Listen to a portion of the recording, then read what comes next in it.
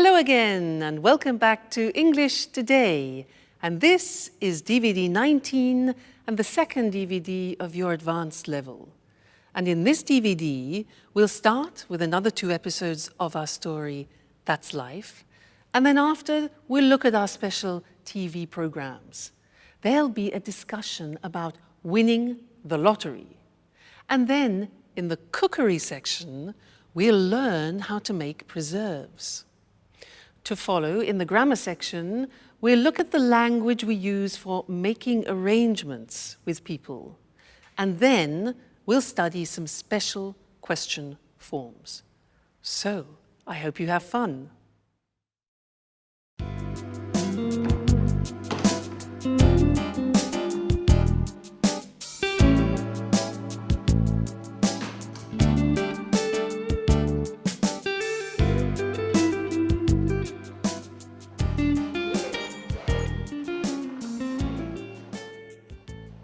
Here we are, home sweet home.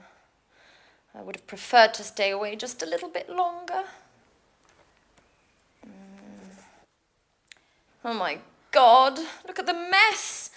Look at this place, and look at the dust. Oh, I don't even know where I'm going to begin. Oh, calm down, Anne. One thing at a time. Let's just have a look at the post to start with. Electricity bill, heating bill, telephone bill. I can't believe there are only bills to pay. I'll open them later. Coming home from holiday is stressful enough as it is. Oh, here's a letter from Sharon. Let's see what she has to say. I'll tidy up later.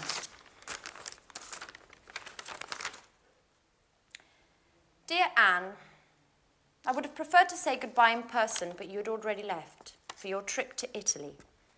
Speaking of which, did you enjoy yourself? Unfortunately, things between me and Jack just haven't worked out. Maybe we rushed everything. Maybe memories with Peter were still too fresh. I don't know. Anyway, living together just became impossible. After thinking about things long and hard, I decided to accept my boss's offer to transfer to Amsterdam, to take charge of the new museum opening. It's a great city. In any case, I need time to get my life in order and, well, I hope everything's fine with you. Don't move. Oh, don't hurt me. There, you'll find all my money there. Just take it and leave. Relax, please. Anne. It's me, Jack. Oh, Jack. Jack. Are you crazy? You scared me half to death. And how did you get in here? Well, I might be living next door, but I still have these. So I can surprise you from time to time. Jack, you'll never change. I was reading a letter from Sharon explaining why she left. If you don't mind, Anne, I'd rather not talk about that. What about you and your Mr. Perfection, Nick? How are you? Well, I realized that things weren't all as perfect as he wanted me to believe, and in any case, if you don't mind, I'd rather not talk about it. Absolutely. Let bygones be bygones. Well, what about a drink to celebrate your homecoming? No, Jack. I've just arrived and I need to unpack and just take a look at the place. It's a disaster area. No, the first thing I want to do is get things tidied up. Where did you get this? Isn't it marvelous? My grandmother gave it to me. It's fantastic. Well, if you want to get tidied up, you'd better start right away. It'll take you a month to clean this. I know. And you say I'll never change. And do you ever think about anything besides cleaning? No, guys. You should get engaged to a Hoover. Anyway, no excuses. Come on, go, get ready. Can you manage to be ready by 7?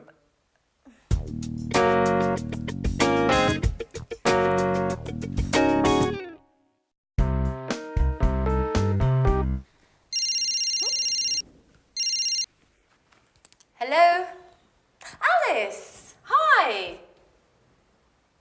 Yes, I arrived this morning. Oh, and I'm here with Jack now. He says hello. Yeah, she says hello. I'm so happy. You know, Jack insisted on cleaning the whole house straight away. Hmm? What? What telegram? No, I haven't received anything. What? But tonight? Alice? No, no, yes, Alice, you should have given me some advance notice. Okay, yes, fine. I'll see you at the airport at 9. What do you mean at the airport? What did Alice have to say? She's arriving tonight at 9 o'clock. For good. And she's bringing a surprise. Wow, well that is good news. What, together again? All for one for all? Isn't that great, Anne? Yep, fantastic. What's the matter? Why the sad face? Nothing. Well, it's just that I was just thinking about the poor house. I don't even want to start to imagine what a mess I'm going to have in here with you two. I'm gonna Oh!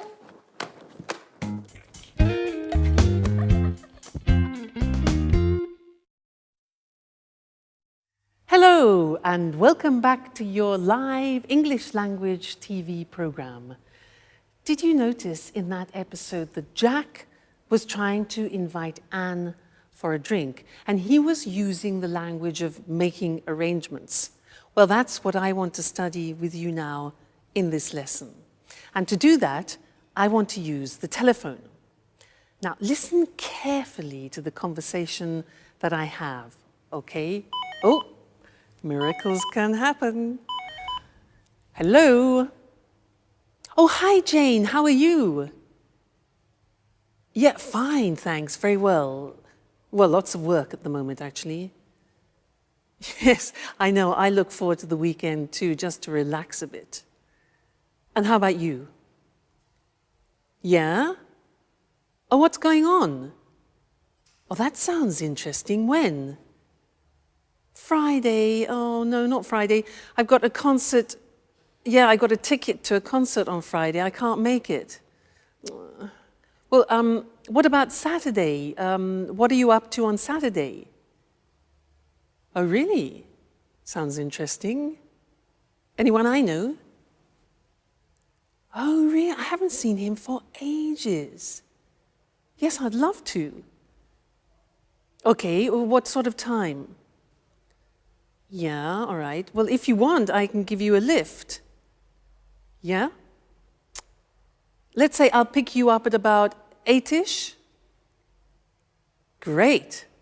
Oh, by the way, what type of clothes? Is it posh? Is it casual? Fine. All right, great. Well, I really look forward to it. All right then, good. See you then. All right then, bye. Now, did you notice that was a nice invitation, that? I was using certain phrases which are very common in English when we are making arrangements. And that's what I'd like to look with you now on the screen. All right, making arrangements. So, first, suggesting an appointment. Now, there are various things we can say in English to suggest an appointment. For example, what are you up to on Friday? Now that's unusual. The verb is to be up to. What are you up to on Friday? So that's a colloquial expression, and it means just simply, what are you doing? What are you up to on Friday? Other expressions, this you already know, we've learnt it. How about, or what about going to the cinema? Remember those? So they are informal. Another possibility is, could you manage a meeting on Friday? This is a bit more formal. Manage means organize. It's a word we use very often. Okay? Could you manage a meeting on Friday? Another possibility is, do you think we could meet up? Do you think we could meet up, which means get together. And also, I wonder if we could go. For example, I wonder if we could go to a show together. I wonder. So, wonder is a word which we use, and it's talking about thinking something over. All right? So, those are different ways of suggesting an appointment. Now, usually, when somebody suggests an appointment, you have to look in your diary. Now, remember, we say diary in English, we don't say an agenda. Okay, so you look in your diary to see what your availability is. And you can say, for example, on the phone, you say, just a minute, I'll have a look. I'll have a look in my diary. Or you could say, let me just look in my diary. Two very common expressions. Now remember, alternative words for diary are an organizer or a day planner. These are words which are often used. Day planner and organizer. All right? Good. Now we have to talk about a time. So you could ask, are you free at 8 o'clock, for example? Or could you manage, you notice manage again, organize. Could you manage Tuesday? Or would Friday at 5 suit you? Now look at the spelling of that. S-U-I-T. We don't say suit. We say suit. And suit is very common. It means to be convenient. So would Friday at 5 suit you? Another very common one is, could you make it? Could you make it on Monday, which means could you organize yourself? Could you make it on Monday? Or another possibility is, when would you be available? Available. More formal, when would you be available? All right? Great. So now, we've talked about the time.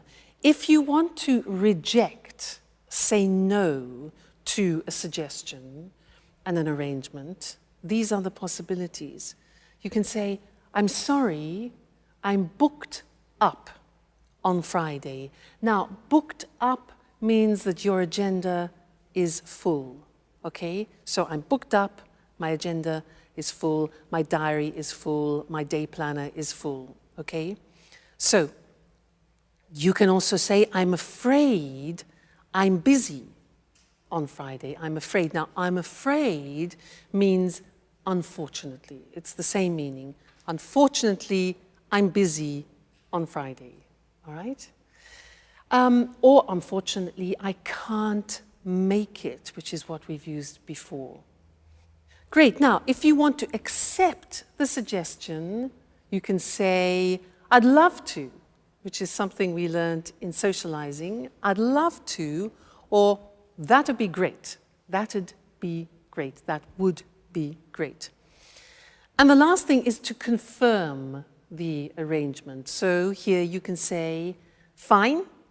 So that's Wednesday at 7 o'clock in your office. Notice we say, so that's Wednesday at 7 o'clock in your office. So that's.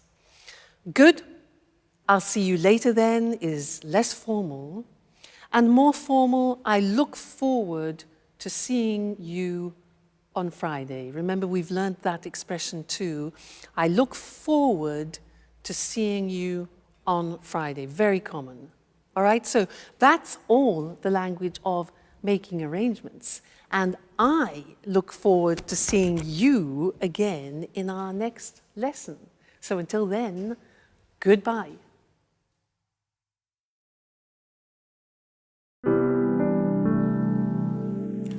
I just don't understand, Alice. Why did you leave the job you were doing with your father? Had you started arguing again? No, well, not exactly. You know, working with my father is very difficult. We just have a completely different artistic view of things. And you know how I am. After a bit, I just get bored of doing the same things. I need new horizons. Well, what's wrong with working on a set? Wasn't it satisfying enough? Sure, of course. You know, in the long run, even the most satisfying things can get boring. And, of course, I met Edward. By the way, Edward is a Scorpio. Ooh, that's really interesting. Have you noticed what a magnetic look he has about him? Well, it's kind of hard to see his eyes from behind that camera. I wonder if he ever puts it down. Does he take it to bed with him? Stop! No, no. It's not going to work like that. You guys aren't acting naturally at all. You're too stiff. You look like statues. What we need here is expression, involvement, passion. Come on, let's do another take of that last scene. Which scene makes us look stiff? We're simply talking here, Edward. That's what I mean. Do it well. Let your inner self flow. Express your fears, your hidden desires. You, and yes, you are in love with Jack, aren't you? Don't be afraid. Show your true feelings. Show him what you are capable of. Well, besides the fact that I'm not in love with Jack anymore. Well, who told you, anyway? Okay, let's take 5. Maybe it's better if I leave you alone. Excuse me, Alice. Could you tell me where I can watch this material in peace and quiet? Go on into my room, Edward. I'll be with you in a minute.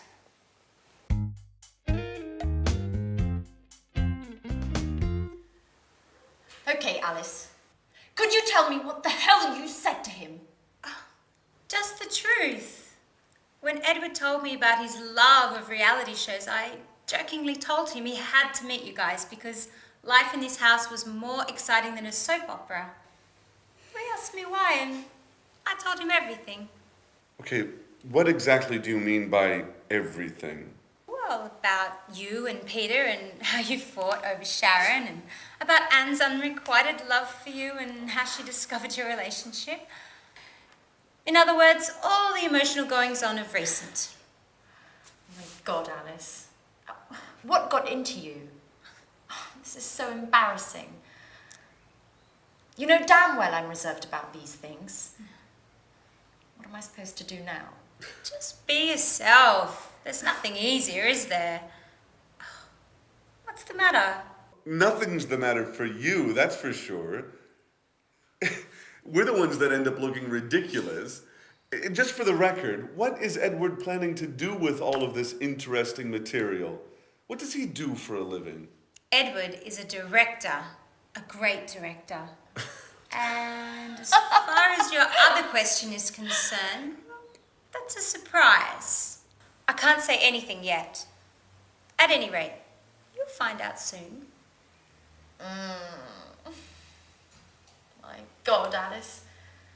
Your surprises are starting to trouble me.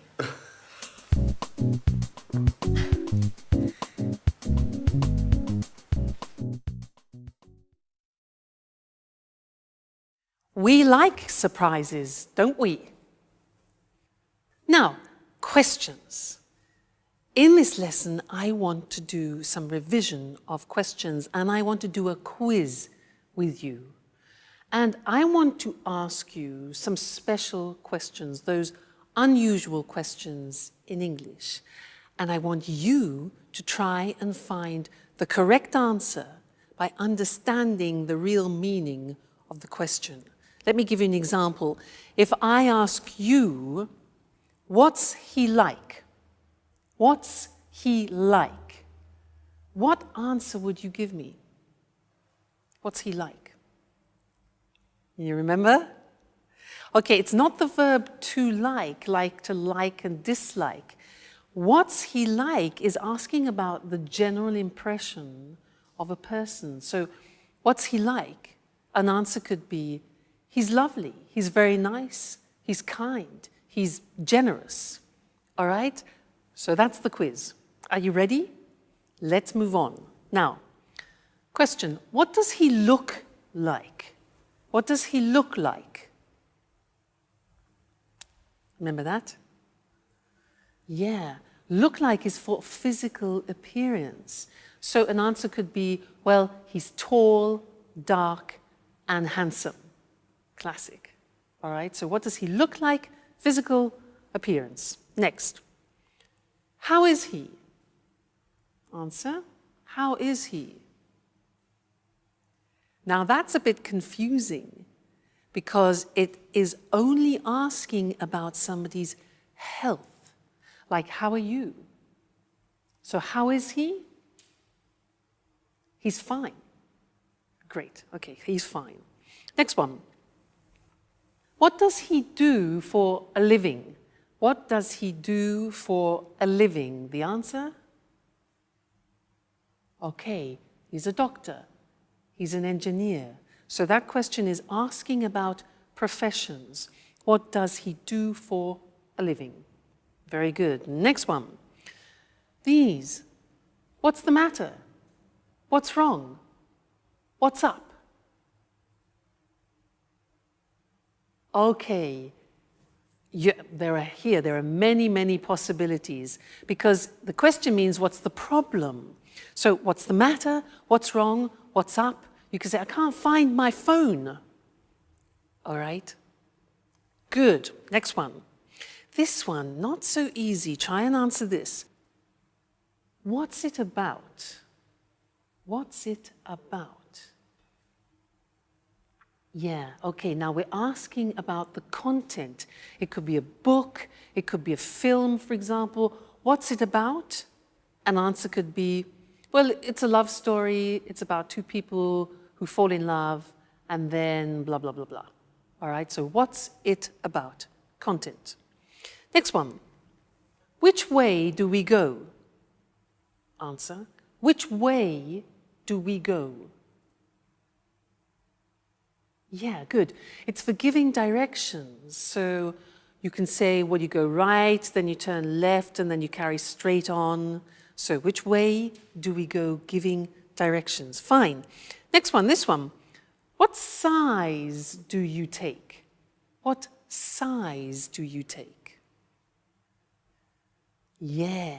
Now, we're talking about clothes. We're talking about shoes, for example. We don't say what number do you take, but what size? So you could say, for example, I take size 12 or I take size 42. All right, so what size do you take? Great. Next one. How long does it take? How long does it take or how long is it going to last? 1 hour? 15 minutes? All right, so how long does it take? How long is it going to last? Is for a length of an activity. How long does it last? Strange that, yeah? Next one. This is difficult. Do you know this? If I say to you, well, what do you reckon? What do you reckon? Huh. Do you know that? It's very, very, very familiar language. Reckon is the same in English as what do you think? What do you reckon? What do you think? Good. Next one. What's it made of? What's it made of? If I show you this, what's it made of? Plastic. Right, so what's it made of is for the substance, wood, plastic, paper, etc. All right? Okay, this one here. How do you want your steak done? How do you want your steak done? 3 possibilities in the answer. Okay, you can say well done, medium, or rare. I want my steak rare, R-A-R-E, which is like bloody. All right? And the last one, do you know this? What am I supposed to do? What am I supposed to do? Yeah, exactly. You're supposed to go to bed now. Now, this is asking for advice. It's like saying, what should I do? It's exactly the same meaning. Great. Now, you're very good, you see. With every lesson, you learn more and more, and we're really making progress. So, keep practicing, and I'll see you again in the next lesson. So, take care. Bye.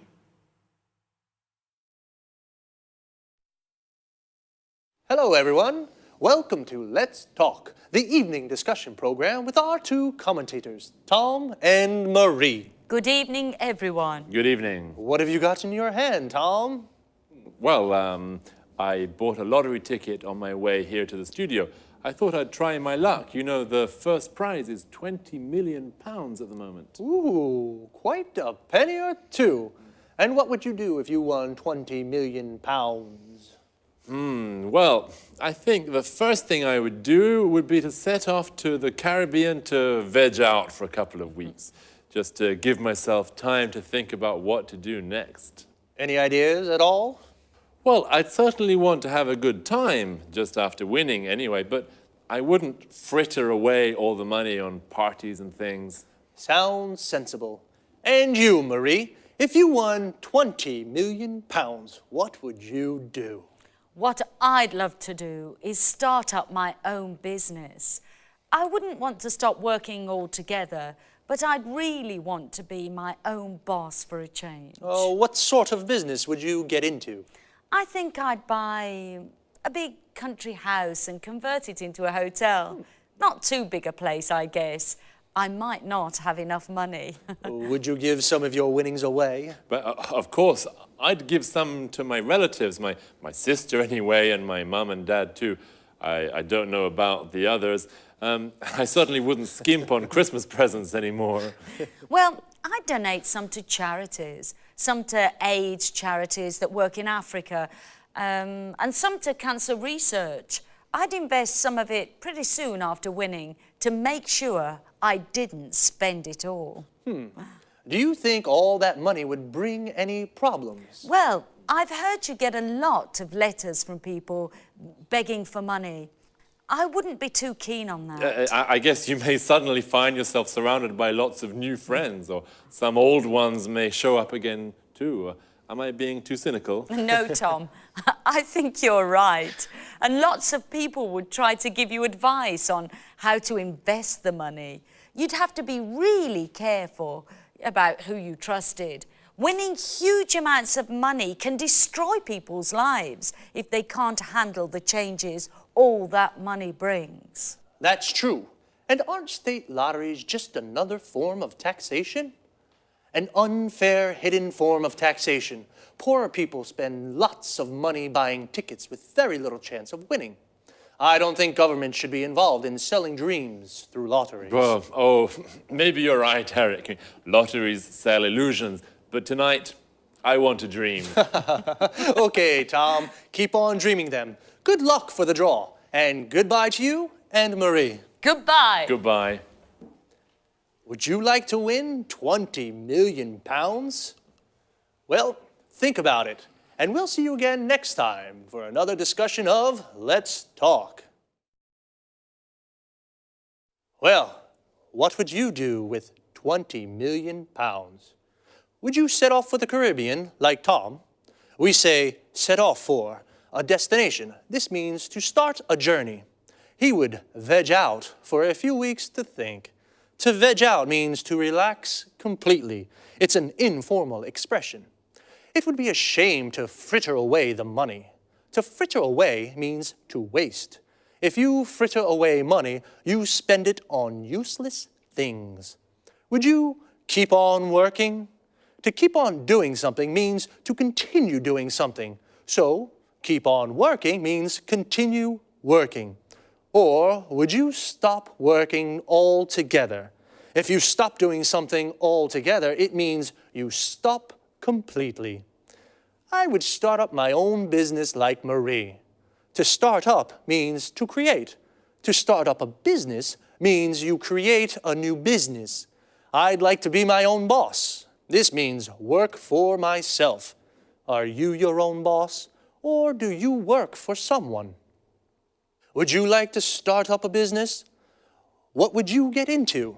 To get into something means become involved in something. I'd probably start up a record shop. I'd like to get into the music business. I'd probably donate some money to charity. Donate to charity means give to charity. Would you donate any of your winnings? Your winnings is the money you win. I guess, though, unexpected people may show up if you suddenly won so much money. To show up means to arrive. And as Marie said, lots of people may start begging for money. When you beg for something, you ask for it desperately. Perhaps I'll try my luck and buy a ticket too. See you next week, or if you don't see me, then it means I've won. Bye. Good morning from Cooking Today. Here we are with Lisa French, our expert homemaker. How are you, Lisa? I'm fine, thanks. Hello, everybody, and welcome to my home. I wonder what you'll talk about today. An interesting theme, preserves. This reminds me of my granny. So what kind of preserves are there? There are plenty. Jams, jellies, conserves, marmalade, syrups, candies, sauces. You see, you can preserve almost anything. Even meat? Of course, meat, poultry and fish. What's your favorite preserve? I have a strong preference for chili sauce.